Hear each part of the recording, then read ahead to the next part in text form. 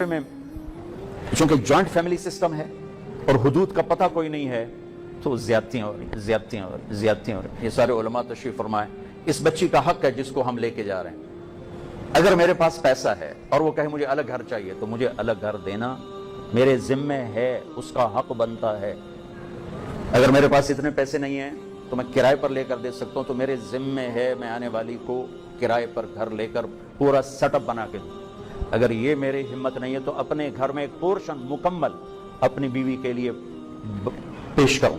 اگر اس کی بھی گنجائش نہیں تو ایک کمرہ, ایک کچن اور ایک ٹوائلٹ اس لڑکی کا حق ہے جس میں اور کوئی کسی کا دخل نہ ہو.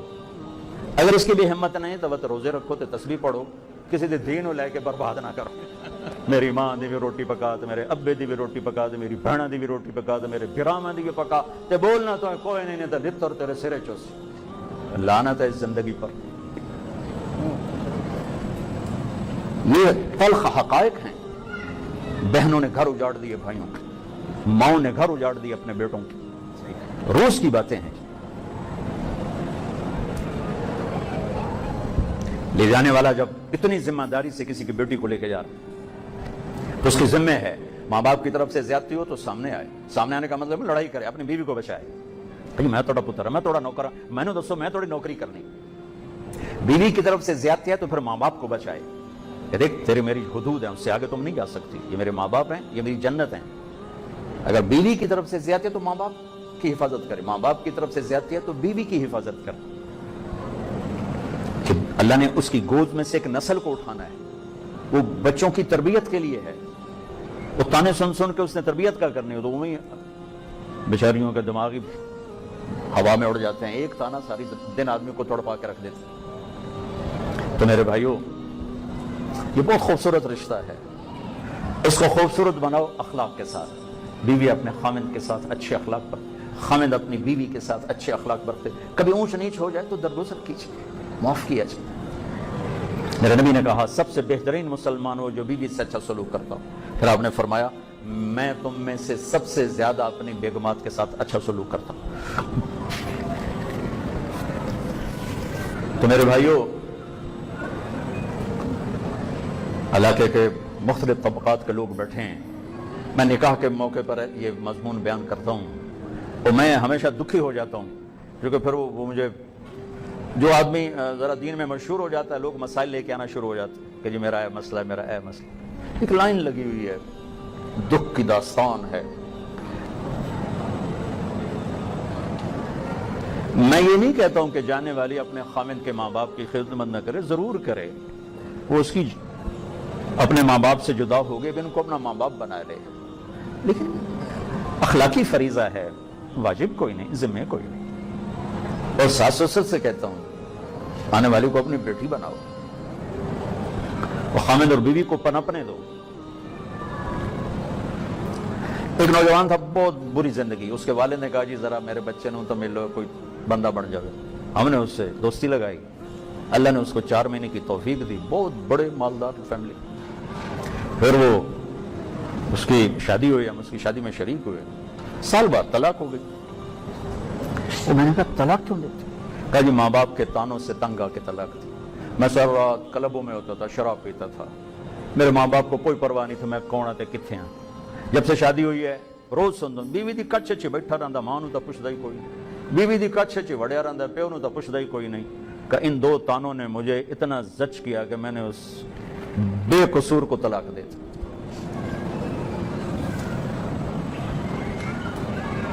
بھائیو, میرے نبی نے فرمایا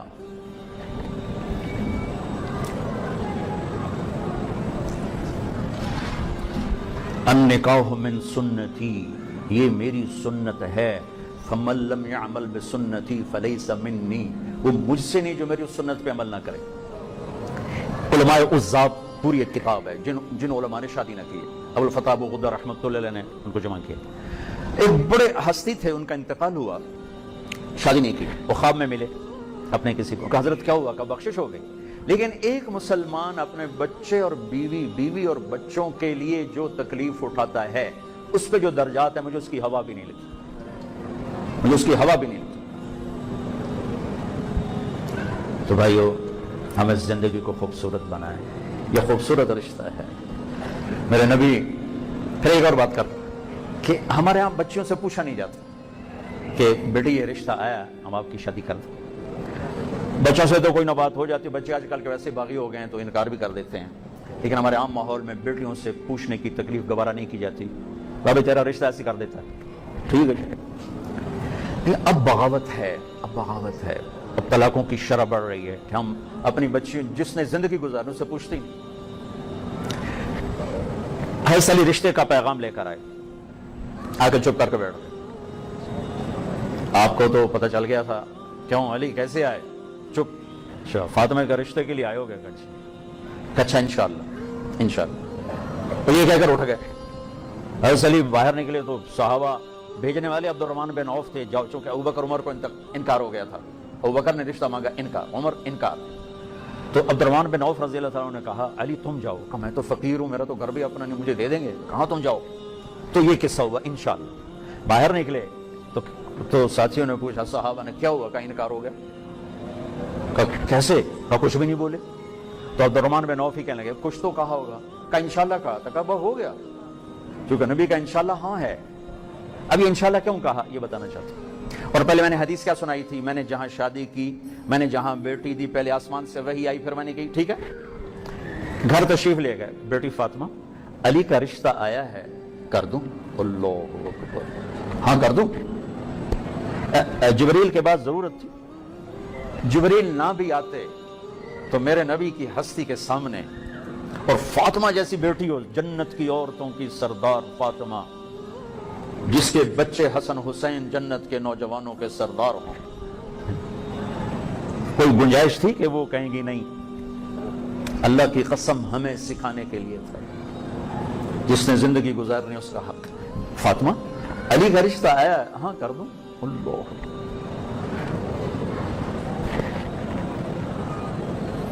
حضرت فاطمہ نے ہاں کی، اب باہر تشریف لائے، کہا علی بلاؤ، لوگوں کو بلاؤ۔ لوگ سارے اکٹھے ہو گئے، حضرت علی کو یہاں بیٹھا ہے سامنے، ایسے ممبر پر آئے، کہا لوگو جبریل میرے پاس اللہ کا پیغام لے کر آئے ہیں کہ میں اپنی بیٹی فاطمہ کا نکاح علی کے ساتھ کر دوں۔ پھر پوچھا، پھر ایک خاتون کہنے لگی میرے رشتے کی بات آتی تھی اور میرے ماں پیو دوے کمرے چ بہ کے گلاں کردے ہیں، جے حیاتی نہیں باونے اس کو لک کے گلاں ہوندیاں پیاں، اور اسے تو پوچھو بیچاری گائے بھینس تو نہیں ہے۔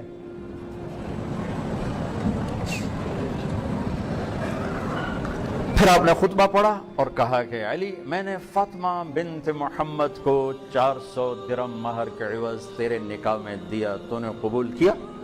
کہا میں نے قبول کیا، اور سجدے میں سر رکھ دیا اور زور سے یہ دعا پڑھی سجدے میں، رب اوزعنی ان اشکر نعمتک التی انعمت علی وعلی والدی وانا اعمل صالحا ترضاہ۔ میرے نبی نے زور سے آمین فرمایا۔ پھر آپ نے سارے مجمع کو کھجور کھلائی، اور ایک روایت میں آتا ہے شہد کا شربت پلایا۔ پھر رخصتی کے وقت مہینے بعد، 6 مہینے بعد، سال بعد، 3 کال نظر سے گزرے، حضرت علی کو لے کے جاؤ، سلمان فارسی، علی اور عقیل، 3 حضرات اونٹنی پر تشریف لائے، اونٹنی کو دروازے کے باہر بٹھایا، اندر حضرت علی کو بلایا، حضرت فاطمہ کا ایسے ہاتھ پکڑا اور ایسے علی کے ہاتھ میں دے کر کہا علی تجھے نبی کی بیٹی مبارک، علی تجھے نبی کی بیٹی مبارک۔ اور پھر فرمایا فاطمہ مجھے اپنے خاندان میں جو سب سے زیادہ محبوب تھا میں نے تیرا ہاتھ اس کے ہاتھ میں دیا ہے۔ پھر آپ نے ایسے پیالے میں پانی ڈالا اور اس پر آخری 2 سورتیں قل اعوذ برب الفلق قل اعوذ برب الناس تلاوت کر کے دم کیا، پھر یوں ڈال کے ایسے ان پر ایسے چھینٹے دیے یہاں پشت پر، اور پھر دونوں کو پلایا۔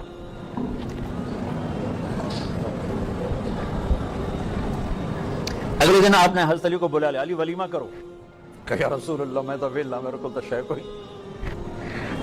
تو سعد بن ابی وقاص کہنے لگے کہ میرے کو چھترا کھلوتا ہے، آپ نے کہا ذبح کرو، چھترا ذبح کروایا، اس میں چھوارے ڈلوائے، قورمہ چھوارے ڈلوائے، حضرت علی کو اپنے جیب سے پیسے دیے، جا کھجور لا، گھی لا، پنیر لا۔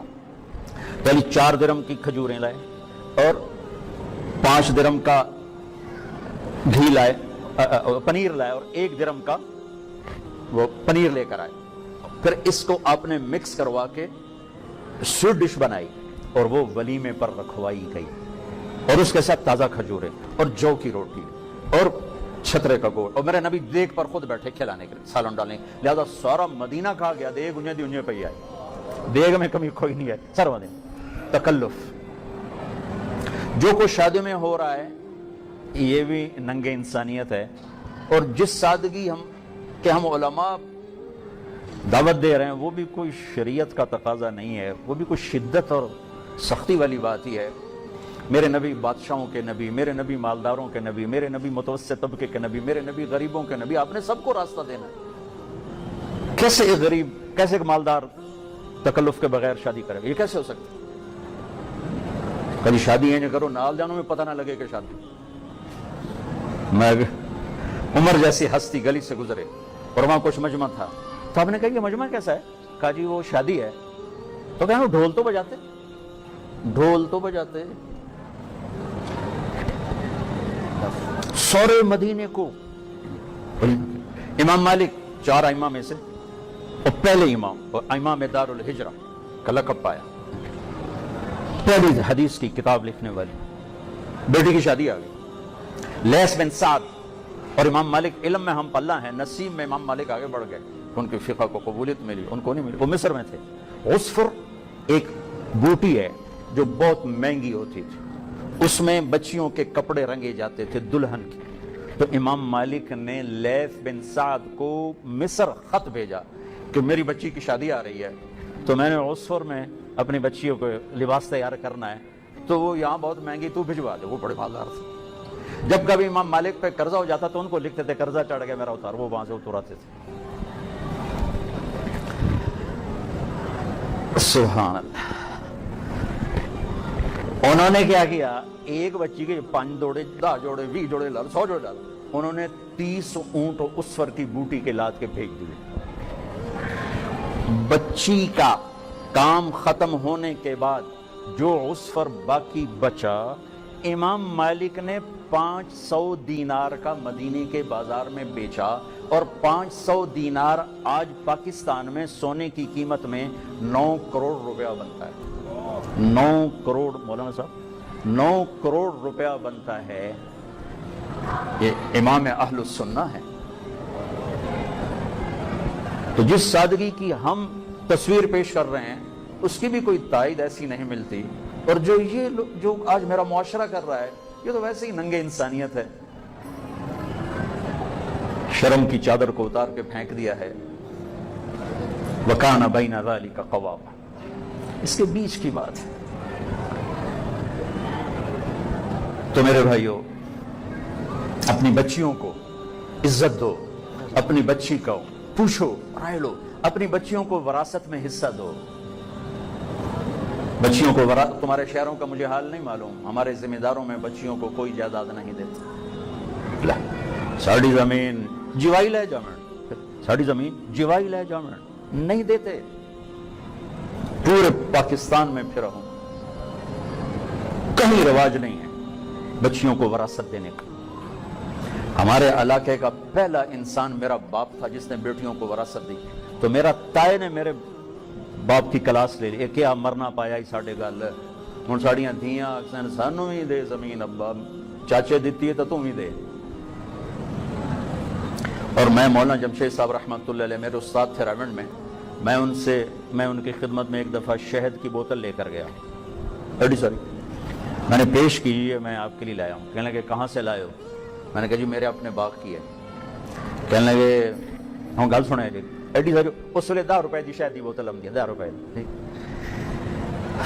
فرمانے لگے تیرے باپ نے اپنی بہنوں کو زمین میں سے حصہ دیا تھا؟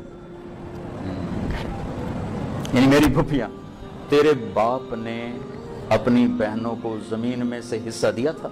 یعنی دیا تھا تو اے بوتل اتھے رکھ دے، نہیں دیا تھا تو یہ حرام ہے، میں نہیں لیتا۔